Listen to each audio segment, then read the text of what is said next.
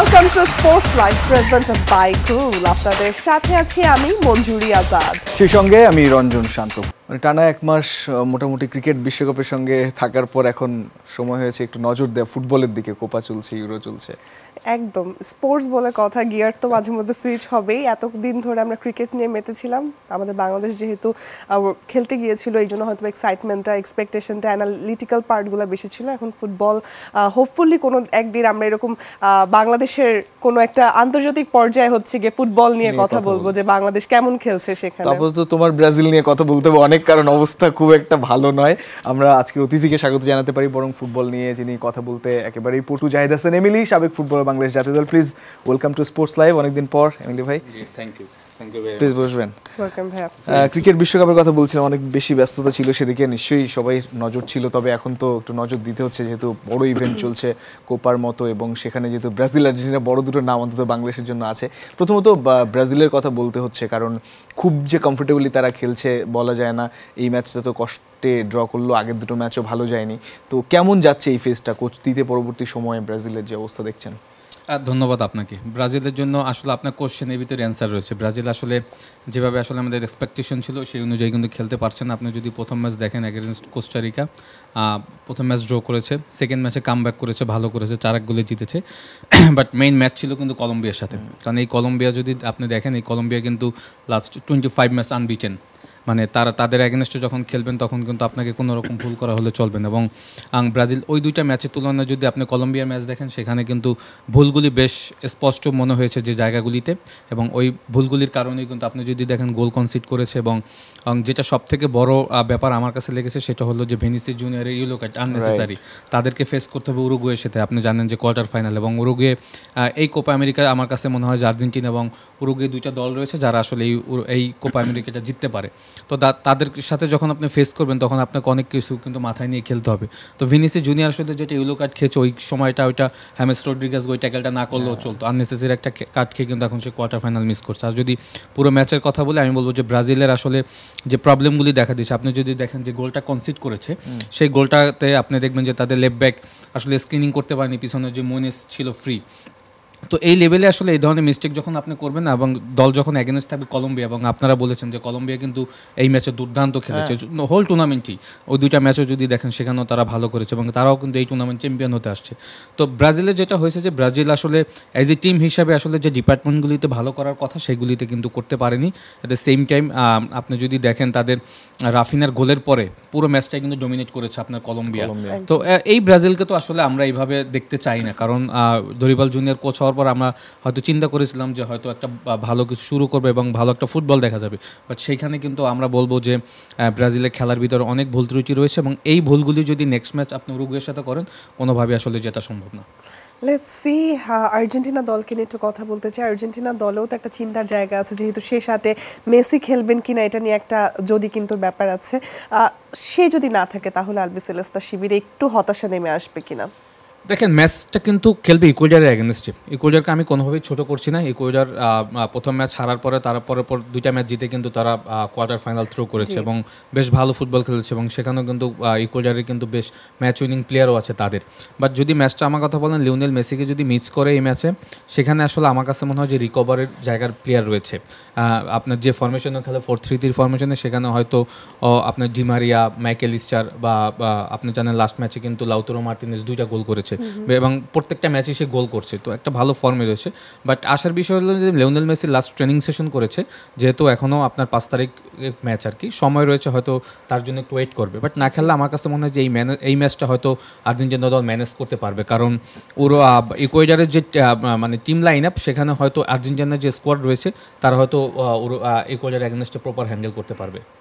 Spain, Germany, France, Portugal যদি euro চ্যাম্পিয়নশিপের ওইদিকে একটু যাই, তাহলে মানে একটা অন্যরকম স্বপ্নের ম্যাচগুলো আসছে বোধহয়। ডেফিনেটলি এটা আমি বলবো যে ফাইনালের আগে আমরা আরও কিছু ফাইনাল ম্যাচ দেখতে পারবো। এই ইউরোতে যদি আমরা একদম টপ লেভেলে মানে উপরের দিকে সারির দিকে যদি আমরা দল হিসেবে যদি 1 নম্বর 2 নম্বর যদি সিরিয়াল করি, সেখানে কিন্তু জার্মানি, স্পেন, ইংল্যান্ড এবং ফ্রান্স এদেরকেই রাখবো, পর্তুগাল। তো তারাই কিন্তু আসলে কোয়ালিফাই করেছে কোয়ার্টার ফাইনাল, এবং প্রথম ম্যাচে আপনি জানেন যে স্পেন এবং জার্মানি খেলবে। জার্মানি যেহেতু হোস্ট, তারা কিন্তু অবশ্যই চাইবে এই টুর্নামেন্টে ফাইনাল খেলতে এবং চ্যাম্পিয়ন হতে। যদিও আমি বলবো যে যদি আমাকে পার্সোনালি বলেন, আমি বলবো যে এই টুর্নামেন্টের সব থেকে ফেভারিট দল হলো স্পেন। কারণ স্পেন আসলে এই দলটা অ্যাজ এ টিম হিসেবে যেভাবে খেলছে আর কি, আমার ওই যে 2000 আপনি যদি 8 ইউরোর কথা মনে থাকে, যখন জাভি, ইনেস্তা, ডেভিড ভিয়া খেলেছে, ওরকমের এক প্যাটার্নে একটা খেলা আমার কাছে মনে হচ্ছে। বাট জার্মানি যেহেতু হোস্ট, ম্যাচটা আসলে এই মুহূর্তে 50-50 আমার কাছে মনে হয়। বাট ম্যাচ যেতে আসলে জার্মানির তো একটা বড় সাপোর্ট থাকবে, তাদের সাপোর্টার, এবং তারা হোস্ট যেহেতু তারাও আসলে ম্যাচটা জিততে চাবে। এবং আমি যেটা বললাম যে ফাইনালের আগে আমরা বেশ কিছু ফাইনাল দেখবো। এরপরে পর্তুগাল খেলবে আপনার ফ্রান্সের সাথে, দুর্দান্ত একটা ম্যাচ হবে। কারণ পর্তুগাল কিন্তু আমরা জানি যে লাস্ট ম্যাচে আসলে যেভাবে তারা আসলে স্ট্রাগল করে ম্যাচটা জিতেছে, সেখানে তারা অবশ্যই চাবে ফ্রান্সকে হারিয়ে দিতে। এবং ফ্রান্স আপনি জানেন যে এই ফ্রান্স আসলে 4টা গোল করেছে, তার 3টা গোলে হয়েছে অন গোল, অপোনেন্ট গোল করেছে, একটা গোল পেনাল্টিতে করেছে, সেটা কিলিয়ান এমবাপ্পে। সুতরাং এই ফ্রান্স দলেরও কিন্তু অনেক ল্যাকিংস রয়েছে। সো আমি বলবো যে যেহেতু এখন নকআউট স্টেজে চলে আসছে, সবাই চাবে কিন্তু আসলে সেমিফাইনাল কোয়ালিফাই করার জন্য। বাট আমি মনে করি যে এখনকার ম্যাচগুলো হবে কোচদের খেলা, প্লাস হয়েছে প্লেয়ারদের যে বিগত দিনে যে ম্যাচগুলিতে ভুল করে আসছে, ভুল করে হলেও তখন রিকভারি করার সময় ছিল, বাট এই ম্যাচগুলিতে কিন্তু সেই সময় নেই। সেই আমার মনে করি যে সেই ভুলগুলি আসলে এই ধরনের ম্যাচে করা যাবে না। এবারে ইউরো লাস্ট কিছুদিন ধরে যে কথাগুলো হচ্ছে, মাঠের খেলার চেয়ে যে বিষয়টা নিয়ে সব থেকে বেশি কথা হচ্ছে, সেটা হচ্ছে রোনালদোর পেনাল্টি মিস। কিছুদিন আগে আমরা বলছিলাম মেসি রোনালদো অধ্যায় শেষ হয়ে যাচ্ছে, মেসি তো নিজেকে প্রমাণ করে, রোনালদো পারছেন না। আপনার কাছে কি মনে হয়, আসলে কি রোনালদো অধ্যায় শেষ? আমার কাছে তেমনটা মনে হচ্ছে না, কারণ রোনালদোর মতো প্লেয়ারদেরকে নিয়ে আসলে মানে আলোচনা সমালোচনা হবে, বাট আমাদের এই লেভেলে থেকে আসলে তাদের ভুলগুলি ধরাটাও ঠিক না। দেখেন রোনালদো আসলে যে লেভেলে ফুটবল খেলেছে, রোনালদো সর্বকালের সেরা প্লেয়ারদের অন্যতম একজন। এবং আপনি যদি গোলের জায়গাটা দেখেন, ইন্টারন্যাশনাল ম্যাচে সব থেকে সারা পৃথিবীর ভিতরে সব থেকে বেশি গোল তার এই কন্ট্রিবিউশন তো আসলে কেউ ভুলতে পারবে না। অ্যাট দ্য সেম টাইম আপনি যদি দেখেন, এই পর্তুগালে সে পেনাল্টি মিস করেছে, কোনো ফিল্ড গোলে সে কোনো গোল করতে পারে নাই, এক্সট্রা টাইমে গিয়ে পেনাল্টি মিস, আবার পেনাল্টি শুট আউট হয়ে গিয়ে সে পেনাল্টি গোলও করেছে। রোনালদোর আপনি যদি বলেন যে এই পর্তুগাল দলতে তার ডেডিকেশন নিয়ে কিন্তু কোনো প্রশ্ন ওঠার কোনো সুযোগ নেই।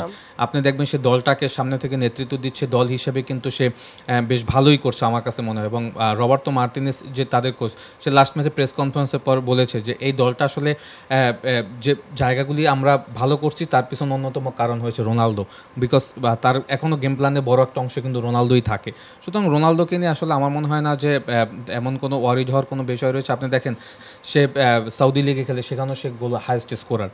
এখন একটা আপনি 2-3টা ম্যাচে হয়তো তার কন্ট্রিবিউশন কম, বাট আপনি যদি দেখেন ওয়ার্ল্ড কাপ কোয়ালিফাই ম্যাচগুলি, সেখানেও কিন্তু তার কন্ট্রিবিউশন অনেক বেশি। জাতীয় দলের ক্ষেত্রে তার ডেডিকেশন নিয়ে কিন্তু কোনো রকম কোনো কোশ্চেন তোলার সুযোগ নেই। বাট যেটা হয়েছে যে হয়তো আমরা সবসময় রোনালদোর কাছ থেকে গোল দেখতে চাই, আমরা প্রতি ম্যাচে চাই রোনালদো তার সেরাটা খেলুক, বাট আমি মনে করি, এখনও বিলিভ করি যে রোনালদো আসলে এখনও পর্তুগালকে অনেক কিছু দেওয়ার রয়েছে। আর্জেন্টিনার আপডেট রয়েছে, আমরা একটু সেই খবরও জানাতে চাই। লিওনেল মেসি, ডি মারিয়াকে ছাড়াই প্যারিস অলিম্পিকের দল ঘোষণা করলো আর্জেন্টিনা। তাদের পরিবর্তে খেলবেন নিকোলাস ওতামেন্ডি, ম্যান সিটি তারকা হুলিয়ান আলভারেজ ও গোলরক্ষক রুল্লি। এবছর 26 জুলাই শুরু হবে প্যারিস অলিম্পিক গেমস। সেখানে অংশ নিতে আর্জেন্টিনা দলের অন্যতম প্রাণ ভ্রমরা মেসিকে দলে নেয়ার জন্য আপ্রাণ চেষ্টা চালান আর্জেন্টিনার অলিম্পিক দলের কোচ হ্যাভিয়ার মাসচেরানো। মেসির সাথে ডি মারিয়াকেও দলে নেওয়ার ইচ্ছা প্রকাশ করেছিলেন তিনি, কিন্তু সাম্প্রতিক সময়ে জাতীয় দলের ব্যস্ত সূচির কারণে শেষ পর্যন্ত মেসি ডি মারিয়াকে ছাড়াই প্যারিসে পাড়ি দিবে মাসচেরানো শিষ্যরা। 16 দলের টুর্নামেন্টে আর্জেন্টিনার সঙ্গে একই গ্রুপে রয়েছে মরক্কো, ইরাক ও ইউক্রেন।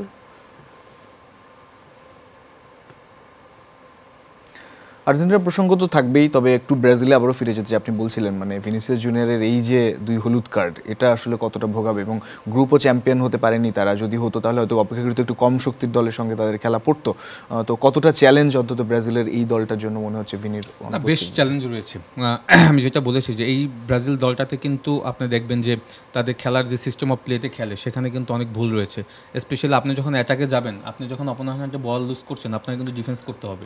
আপনি দেখেন তাদের যে গোলটা, আমি আবারও বলি, যে গোলটা কনসিড করেছে, তখন ভিনিসিয়াস জুনিয়র দেখবেন যে মিডফিল্ডে দাঁড়িয়ে আছে, কারণ তার একজন প্লেয়ার কিন্তু তখন বাইরে ছিল, ইনজুরির কারণে গেমিরেস বাইরে ছিল। তো আপনি যখন 10 জন নিয়ে আপনি অপোনেন্টের অ্যাটাক সামলাচ্ছেন, তখন ডেফিনেটলি কিন্তু ভিনিসিয়াস জুনিয়র যদি ওই জায়গাটা থেকে লেফট ফ্ল্যাঙ্ক থেকে আসতো, এই গোলটা নাও হতে পারতো। আমি জানি না সে কেন আসেনি, এবং এই ধরনের রেসপন্সিবিলিটি আপনাকে নিতেই হবে। সো ব্রাজিল দলটাতে যেটা হয়েছে যে আপনি যখন অ্যাটাকে যান বেশ সুন্দরই লাগে, বাট যখন ডিফেন্স করেন তখন ডিফেন্স আসলে মিডফিল্ড থেকে ব্লকটা প্রপার করতে পারছেন না।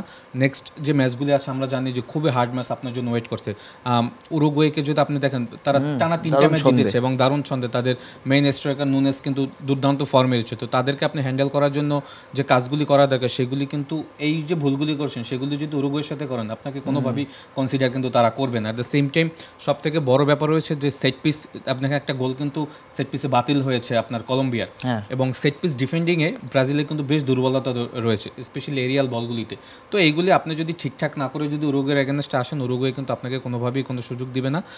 ব্রাজিলের যেটা হয়েছে যে ব্রাজিল এবং ভিনিসিয়াস জুনিয়রের কথা আপনি বলেছেন, দেখেন ভিনিসিয়াস জুনিয়র যেহেতু খেলবেন, এখন কিন্তু কোচ দারিভাল জুনিয়রে এখন সিস্টেমটা চেঞ্জ করতে হবে, ওই প্লেসে কাকে দিবে সব কিছু নিয়ে কিন্তু সে একটা এখন মানে দ্বিধাদ্বন্দ্বের ভিতর পড়ে গিয়েছে। তার হাতে কিন্তু ভিনিসিয়াস জুনিয়রের রিপ্লেসমেন্ট হিসেবে কিন্তু কেউ নাই। তো সুতরাং এই জায়গাগুলি তাকে সে কীভাবে হ্যান্ডেল করবে সেটা কিন্তু একটা সময়ের ব্যাপার। বাট এখানে আমি আবারও বলবো যে এই লেভেলে আসলে আপনি এই ধরনের মিস্টেক আপনি কখনো কেউ কনসিডার করবে না, কারণ ওটা আননেসেসারি ফাউল। ওটা জেমস রড্রিগাস কোনো অ্যাটাকেও ছিল না, কোনো গোল হওয়ার সুযোগও ছিল না যে আপনি টেকনিক্যাল ফাউল করলেন। সো আননেসেসারি ফাউল করে কিন্তু এখন নিজেই সে কোয়ার্টার ফাইনাল মিস করতে যাচ্ছে। আমি বলবো যে ব্রাজিল দলটাকে সাবধানতার সাথে খেলতে হবে, কারণ উরুগুয়ে আসলে অ্যাজ এ টিম হিসাবে আমি বলবো তারা খুবই দুর্দান্ত, এবং তাদের কোচ আপনি জানেন আর্জেন্টাইন কোচ, সে জানে আসলে ব্রাজিলকে কীভাবে হ্যান্ডেল করতে হবে। সুতরাং আমি বলবো যে ব্রাজিলের আমি সুযোগ কম দেখছি, তারপরও তারা যদি তাদের বেস্ট ফুটবলটা খেলতে পারে তারা হয়তো সেমিফাইনাল কোয়ালিফাই করতে পারে। মানে ব্রাজিল অ্যাজ এ টিম, ওই যে ব্রাজিলের সাপোর্টার আছে একটু ভেতরে ভেতরে কিন্তু বলতে পারছে না, মানে এখন তো কোপা চলে 26-এ তো বোধহয় নেক্সট ওয়ার্ল্ড কাপ তো বোধহয়। তো সব মিলিয়ে ব্রাজিল কি মানে অ্যাজ এ টিম একটু তাদের সেরা সময়টা পেছনে ফেলে এসছে এরকম কিছু, নাকি আসলে খুব রিবিল্ড প্রসেসে আছে যেটা অনেক সময় লাগতে পারে? না, তা তো অবশ্যই। ব্রাজিল কিন্তু স্ট্রাগল অনেক আগে থেকেই করছে। লাস্ট কোপা আমেরিকা যখন তারা আর্জেন্টিনার সাথে হারে, তারপর থেকে কিন্তু তারা ভালো কখনোই করে নাই। তারা ওয়ার্ল্ড কাপে খারাপ করেছে, ক্রোয়েশিয়ার সাথে হেরে বাদ পড়েছে। এই কোপা আমেরিকাতেও দেখেন তাদেরকে নিয়ে আসলে এই ব্রাজিল দলকে নিয়ে তো আসলে মানুষের সংশয় মানে রিসেন্টলি না, অনেক আগে থেকে। বাট ব্রাজিল কিন্তু একটা সময় আমরা সবাই দেখতাম, এখন বর্তমান আর্জেন্টিনার দলটার যে অবস্থা, ব্রাজিলে কিন্তু সেম অবস্থা এক সময় ছিল। আমরা জানতাম যে ব্রাজিল খেললেই ম্যাচ জিতবে, ব্রাজিলে ম্যাচ উইনিং অনেক প্লেয়ার ছিল, ব্রাজিলের ডেনি আলভেস, মার্সেলোর মতো 2 উইং ব্যাক ছিল, থিয়াগো সিলভার মতো সেন্টার ব্যাক ছিল। এখন আসলে স্কোয়াডের তো ডেপথ আমার কাছে মনে হয় যে অনেক পোর হয়ে গিয়েছে। আপনি দেখেন এই ব্রাজিল দল যখন ডিফেন্স করে তখন আসলে আমার কাছে মনে হয় যে বল আসলে মনে হয় গোল হয়ে যাবে, এরকম একটা ব্যাপার। বাট এই দলটা আসলে মানে 2026 ওয়ার্ল্ড কাপের আপনার কথা বলেছেন, মানে ইজ ডিপেন্ড অন আসলে আপনি এই কোপা আমেরিকাতে কী করবেন, এটা একটা কনফিডেন্টের ব্যাপার। দেখেন আর্জেন্টিনা যখন কোপা আমেরিকা জিতেছে, তারপরে ফাইনালিজমা জিতেছে, তারপর ওয়ার্ল্ড কাপ জিতেছে, আবার এই কোপা আমেরিকাতে তার এখন পর্যন্ত আনবিটেন। সুতরাং এটা একটা কনফিডেন্টের ব্যাপার। তো ব্রাজিল দলটা আসলে আমি স্কোয়াড খারাপ বলবো না, বাট তাদের আসলে কনফিডেন্ট লেভেলের জায়গা এটা বাড়াতে হবে। অসংখ্য ধন্যবাদ আসলে এমরি ভাই যুক্ত হওয়ার জন্য। আজকে অনেকদিন পর ফুটবল নিয়ে কথা বলতে পেরে বেশ ভালো লাগলো। ঘুম বিতর্ক নিয়ে এবার মুখ খুললেন তাসকিন আহমেদ। সামাজিক যোগাযোগ মাধ্যমে দেয়া পোস্টে স্বীকার করে নেন দেরিতে ঘুম থেকে ওঠা ও টিম বাস মিস করার বিষয়টি। তবে ঠিক এ কারণেই ভারতের বিপক্ষে তার খেলা হয়নি এমনটি মানতে নারাজ এই টাইগার পেসার। বললেন গুজব ছড়িয়ে তার ভাবমূর্তি ক্ষুণ্ণ করছে গণমাধ্যম, ভবিষ্যতে তাদের বিরুদ্ধে আইনি পদক্ষেপ নেয়ার হুঁশিয়ারিও দিয়ে রাখলেন তাসকিন। ঘুম থেকে বিলম্ব করে ওঠায় বিশ্বকাপে ভারতের বিপক্ষে ম্যাচে খেলা হয়নি তাসকিন আহমেদের। গণমাধ্যমে এমন খবর প্রকাশের পর মঙ্গলবার এ নিয়ে কথা বলেছেন সাকিব আল হাসান ও বোর্ড সভাপতি নাজমুল হাসান পাপন। একদিন পর বিষয়টি নিয়ে সামাজিক যোগাযোগ মাধ্যমে পোস্ট দিলেন তাসকিন আহমেদ নিজেই, ব্যাখ্যা দিলেন পুরো ঘটনার। আমি স্বীকার করি যে স্বাভাবিকের চেয়ে পরে ঘুম থেকে উঠেছি এবং এর জন্য আমি ইতিমধ্যে পুরো দল ও ম্যানেজমেন্টের কাছে ক্ষমা চেয়েছি। আমি সকাল 8:37 উঠে সকাল 9:40 স্টেডিয়ামে প্রবেশ করেছি। ম্যাচ টসের 20 মিনিট আগে। সকাল 10:15 জাতীয় সঙ্গীত গেয়েছিলাম এবং ম্যাচটি সকাল 10:30 শুরু হয়েছিল। তবে ঠিক এ কারণেই ভারতের বিপক্ষে খেলা হয়নি তার, এমনটা মানতে নারাজ তাসকিন। বললেন ম্যাচ না খেলাটা ছিল টিম ম্যানেজমেন্টের সিদ্ধান্ত, সময় মতো টিম বাসে না ওঠার জন্য নয়। আমি সময় মতো টিমের বাসে না ওঠার একটি অনিচ্ছাকৃত ভুল করেছি, কিন্তু আমি টসের আগেই স্টেডিয়ামে ছিলাম। আমার চূড়ান্ত দলে নির্বাচিত না হওয়াটা টিম ম্যানেজমেন্টের সিদ্ধান্ত ছিল, যা সঠিক টিম কম্বিনেশন পাওয়ার সঙ্গে সম্পর্কিত, এবং এটি আমার টিম বাসে না ওঠার ব্যর্থতার সঙ্গে সম্পর্কিত ছিল না। বিলম্ব করে ঘুম থেকে ওঠা ও টিম বাস মিস করার বিষয়টি স্বীকার করলেও তাসকিন ক্ষোভ ঝাড়লেন গণমাধ্যম কর্মীদের ওপর। বললেন, গুজবের ভিত্তিতে সংবাদ প্রকাশ করে তার ভাবমূর্তি ক্ষুণ্ণ করা হচ্ছে। পাশাপাশি ভবিষ্যতে আইনি ব্যবস্থা নেয়ার হুঁশিয়ারিও দেন তাসকিন। এটি খুবই দুর্ভাগ্যজনক যে এই তথাকথিত ক্রীড়া সাংবাদিকেরা গুজবের ভিত্তিতে খবর প্রচার বা মুদ্রণ করছে এবং যাচাই না করে আমার ভাবমূর্তি ক্ষুণ্ণ করার চেষ্টা করছে। ভবিষ্যতে আমি আইনিভাবে এ ধরনের বিষয়ে ব্যবস্থা গ্রহণ করব, যাতে কেউ ক্রীড়াবিদ বা মানুষ হিসেবে আমার সুনাম বা অখণ্ডতা ক্ষুণ্ণ করার চেষ্টা না করেন। ঘটনায় ভক্তদের পাশে থাকার জন্য ধন্যবাদ জানান তাসকিন। বর্তমানে লঙ্কান প্রিমিয়ার লিগ খেলতে শ্রীলঙ্কায় অবস্থান করছেন এই tiger pacer. Mujrabin Tarek, Jamuna sports. এই ছিল আজকের স্পোর্টস লাইভ। এতক্ষণ সাথে থাকার জন্য সবাইকে ধন্যবাদ। আল্লাহ হাফেজ।